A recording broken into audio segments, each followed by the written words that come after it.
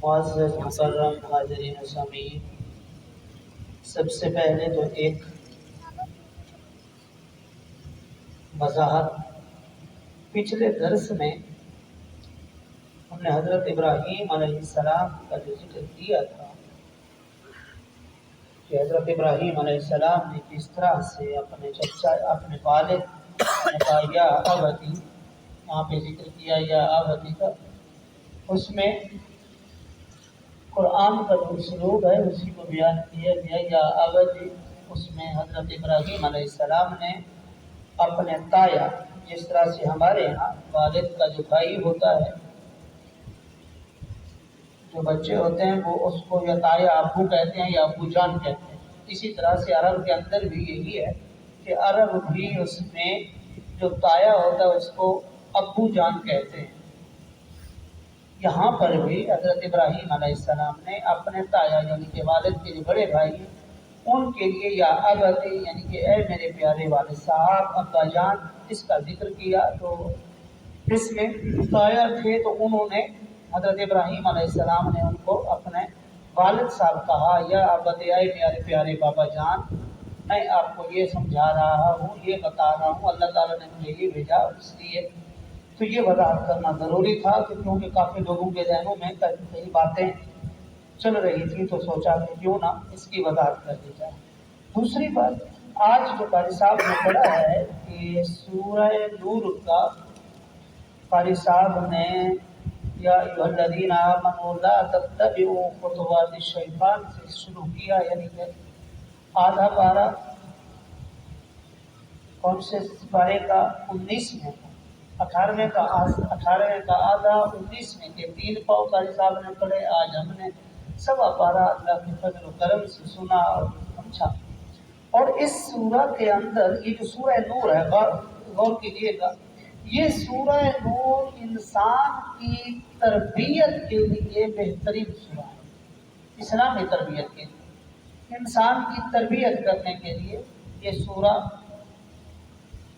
ہر صورت میں اپنے بچوں کو، گھر والوں کو اس سورہ کا ترجمہ اور اس کی تفسیر ہر صورت میں پڑھانی چاہیے کہ اس کے اندر اللہ تبارک و تعالی نے بہت ساری چیزیں جو ہیں وہ بیان فرمائی ہیں، اس میں نکاح کے ساتھ گناہ کیا ہے، گناہ جو کرتا ہے اس کی کیا سزا ہے، تاکہ بچوں کے ذہنوں میں بیٹھے کہ بھی اگر ہم نے غلطی اس طرف گئے، اگر شریعت کے علاوہ کوئی راستہ اختیار کیا تو اس کی اسلام کے اندر سزا ہے، اور جن کو سزا مل جائے ان کے لیے قرآن کریم کے اندر آتا ہے، قرآن کریم میں اللہ تبارک و تعالیٰ فرماتے ہیں وَلَا تَقْبَلُوا لَهُمْ شَهَادَةً أَبَدًا، کہ جن کے اوپر یہ ہو وہ لوگ، اب غور کیجیے گا، وَالَّذِينَ يَرْمُونَ الْمُحْصَنَاتِ ثُمَّ لَمْ يَأْتُوا بِأَرْبَعَةِ شُهَدَاءَ فَجْلِدُوهُمْ 80 جَلْدَةً وَلَا تَقْبَلُوا لَهُمْ شَهَادَةً أَبَدًا وَأُولَٰئِكَ هُمُ الْفَاسِقُونَ۔ اللہ تعالیٰ فرماتے ہیں وہ جو لوگ، یہ عام طور پر اب اگر ہم اپنے معاشرے کے اندر دیکھیں تو یہ برائی عام طور پر پائی جا رہی ہے کہ لوگ کسی نہ کسی پر الزام تراشی کر دیتے ہیں، کسی کی کوئی بات ہوئی، کسی نے کسی کے ساتھ بات کرتے ہوئے کسی کو دیکھ لیا، کسی گلی سے گزر گیا تو لوگوں کے اندر لوگ دوسرے کسی ایسی عورتیں جو مومن عورتیں ہیں، محسنات، اپنی عزتوں کی حفاظت کرنے والی ہیں، ان کے اوپر صرف گزرنے پر یا کسی سے بات کرنے پر وہ کیا کرتے ہیں، الزام تراشی۔ نہیں، یہ تو ایسی ہیں، یہ تو ایسی ہیں۔ قرآن کیا کہتا ہے؟ قرآن کہتا ہے، یہ قرآن میں آیا ہے الزانیۃ والزانی فاجلدوا کل واحد منہما 100 جلدہ۔ زنا کرنے والی زناکار مرد ہو یا عورت، اس کے لیے سزا کیا ہے؟ وہ جن کی ابھی تک نکاح نہیں ہوئے، یعنی غیر شادی شدہ ہے، اگر وہ اس کام میں پائے جائیں، یہ کام ثابت ہو جائے، ان پر شہادتوں کے ساتھ، گواہوں کے ساتھ تو فرمایا کل واحد منہما مئۃ جلدہ، تو ان میں سے دونوں کو کیا کریں گے؟ 100 کوڑے لگائے جائیں گے۔ بل یشہد، ہاں، ولا تأخذکم بہما رأفۃ فی دین اللہ ان کنتم تؤمنون باللہ والیوم الآخر۔ قرآن میں فرماتا، اللہ تعالیٰ فرماتا ہے جب تم ان کو سزا دینے لگو تو اس میں تمہاں کہیں ایسا نہ ہو کہ ان کی سائڈ لیتے ہوئے تم ان کو سزا نہ دو، کہیں ایسا نہ ہو تمہارے دل میں یہ رحم آ جائے کہ نہیں جی چھوڑ دیں، نہیں، فرمایا نہیں، آگے فرمایا ان کنتم تؤمنون باللہ والیوم الآخر، اگر تم مومن ہو اللہ پر، اس کے رسول پر اور قیامت کے دن پر ایمان رکھتے ہو، تو تم کیا کرو؟ ان کو سزا جب دی جائے تو اس وقت یہ نہیں ہے کہ رحم دلی سے کام ہو، جو سزا مقرر ہے، جیسے مقرر ہے ویسی کی ویسی سزا دو۔ آگے فرمایا بل یشہد عذابہما طائفۃ من المؤمنین، اور ان کو یہ سزا جو دو، ایسا نہیں ہے کہیں چھپ چھپا کر سزا دے دو، ان پہ یہ شاہد گواہ بھی پورے ہو گئے، پھر تم ان کو چھپ چھپا کے سزا دو گے تو کیا ہوگا؟ مقصد سزا مقصد نہیں ہے، یاد رکھیے گا، مقصد سزا نہیں ہے، مقصد ان لوگوں کو اس برائی کے بارے میں بتانا، اس برائی کے بارے میں بتانا ہے کہ یہ کتنا بڑا گناہ ہے۔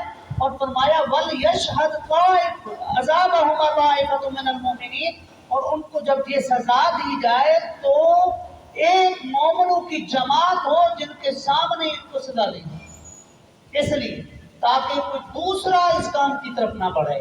مقصد یہ ہے، مقصد پاک دامنی حاصل کرنا ہے۔ فرمایا آگے الزانی لا ينكح الا زانیة او مشرکة والزانیة لا ينكحها الا زان او مشرک وحرم ذلك على المؤمنین۔ یہ جو اس کام میں پڑ جاتے ہیں، فرمایا جو زانی ہے اس کی نکاح سوائے زانیہ کے کسی اور مومنہ سے نہیں ہوگا، پاک دامن سے نہیں ہوگا۔ پاک دامن عورت ہے، اور اگر کوئی مرد ہے اس کام میں، اس فعل میں، اس برائی میں، تو اس کا نکاح جو ہے نا کسی پاک دامن سے نہیں کرو۔ اگر عورت ایسی ہے تو اس کا کسی پاک دامن مرد کے ساتھ نہ کرو، اس لیے لا ينكحها الا زان او مشرک، یا تو ان کا نکاح کس کے ساتھ ہوگا؟ اسی کام میں پڑے گا۔ کیوں؟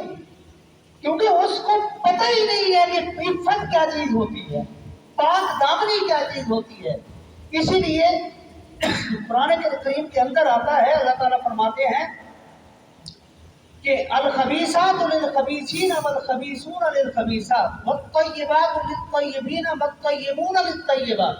فرمایا جو خبیث مرد عورتیں ہیں وہ خبیث مردوں کے لیے، خبیث مرد خبیث عورتوں کے لیے، پاک دامن عورتیں پاک دامن مردوں کے لیے، پاک دامن مرد پاک دامن عورتوں کے لیے۔ یہ اللہ تعالیٰ نے یہ مقرر کیا ہے۔ فرمایا آگے دیکھیے وَحُرِّمَ ذَلِكَ عَلَى الْمُؤْمِنِينَ، فرمایا یہ مومنوں کے لیے نہیں ہے، مومنوں پر حرام ہے کہ اس طرح کی اس فعل میں پڑی ہوئی کوئی ایسی عورت جو کیا کر رہی ہے، اس کام میں پڑی ہوئی، اس کی کسی مومن کے ساتھ پاک دامن کے ساتھ کرا دو، نہیں۔ آگے دیکھیے اب یہ ہو گیا، اب بھائی اس کا فیصلہ کون کرے گا کہ کون اس کے اندر مبتلا ہے، کون اس کے اندر مبتلا نہیں ہے؟ کیا کوئی بھی اٹھ جائے مثال کے طور پر، کسی کو کسی کے ساتھ غصہ ہے، جو دشمنی ہے، کسی حوالے سے انہوں نے کہا اچھا ہم تمہاری عزت تباہ برباد کر دیں گے، اس نے کھڑے ہو کے الزام لگا دیا، نہیں یہ عورت ایسی ہے، یہ عورت ایسی ہے۔ کیا کہا اللہ تعالیٰ نے قرآن کریم والذین یرمون المحصنات، جو نیک اور پاک دامن عورتوں پر الزام تراشی کرتے، پاک دامن عورتوں پر الزام تراشی کرتے، ثم لم یأتوا بأربعۃ شہداء۔ دیکھیے یہاں پر شہادتیں جو ہے نا عام طور پر 2 گواہ ہوتے ہیں ہر ایک چیز کا، 2 گواہ، 2 مرد گواہ، یا ایک مرد 2 عورتیں، 2 عورتیں ایک مرد کے برابر یہ گواہی دیں گی لازمی۔ عام طور پر کسی میں بھی شہادت گواہی کی بات آتی ہے تو دو کی بات آتی ہے، مگر یہ معاملہ ایسا نہیں ہے۔ اس کے اندر اللہ تبارک و تعالیٰ نے فرمایا ثم لم یأتوا بأربعة شہداء، کہ وہ 4 گواہوں کو لے کر،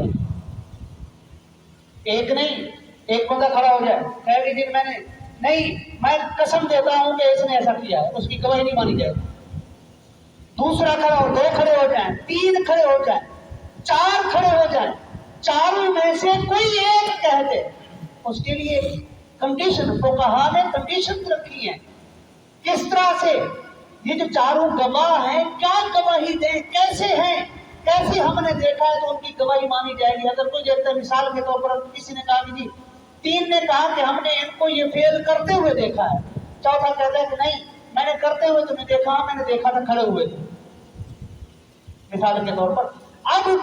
اب قرآن اس میں کیا کہتا ہے، اس میں اسلام کیا کہتا ہے؟ اسلام یہ کہتا ہے ان پر تینوں کو کوڑے لگائے جائیں، وہ جو گواہ تھے 4 پورے نہیں، کیوں؟ یہ عزت کا معاملہ ہے، پاک دامنی کا معاملہ ہے، اس لیے اس کے اندر 4 گواہ کا ہونا ضروری ہے۔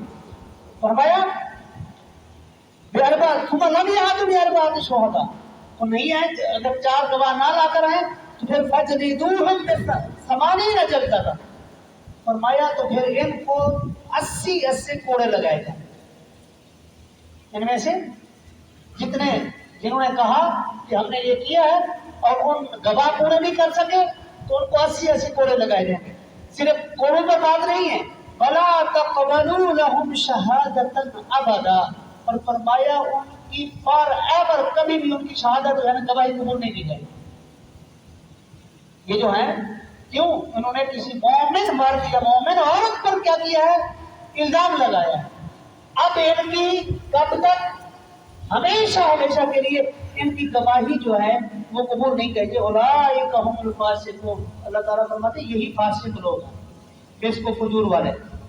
آگے اچھا توبہ کر لیں، توبہ انسان کرتا ہے گناہوں سے، توبہ کریں تو یہ ہوتا ہے، قرآن کہتا ہے اِلَّا الَّذِينَ تَابُوا مِن بَعْدِ ذَلِكَ وَأَصْلَحُوا، مگر وہ لوگ جنہوں نے توبہ کی، اس کے بعد انہوں نے توبہ کر وَأَصْلَحُوا، اور اپنے احوال کو درست کر لیا۔ یہ نہیں ہے کہ توبہ کرنے کے بعد پھر وہی کام شروع کر دیا، نہیں، انہوں نے توبہ کی، توبہ کے بعد پھر کبھی انہوں نے ایسا نہیں کیا۔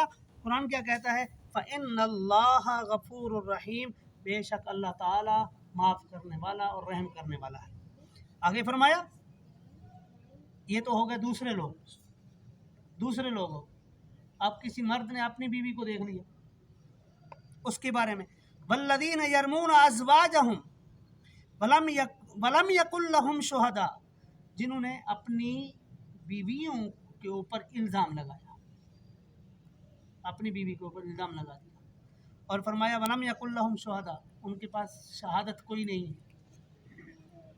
کوئی گواہ نہیں ہے۔ قرآن کیا کہتا ہے إِلَّا أَنفُسَهُمْ، سوائے وہ اپنی ذات کے، وہ خود گواہ ہیں، اس کے علاوہ کسی اور کو نہیں دیکھا، کوئی اور گواہ نہیں ہے۔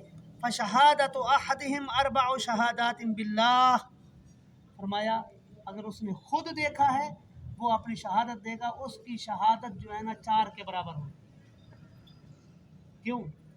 کبھی بھی انسان اپنی عزت کو ایسے نیلام نہیں کرتا، کبھی بھی انسان کوئی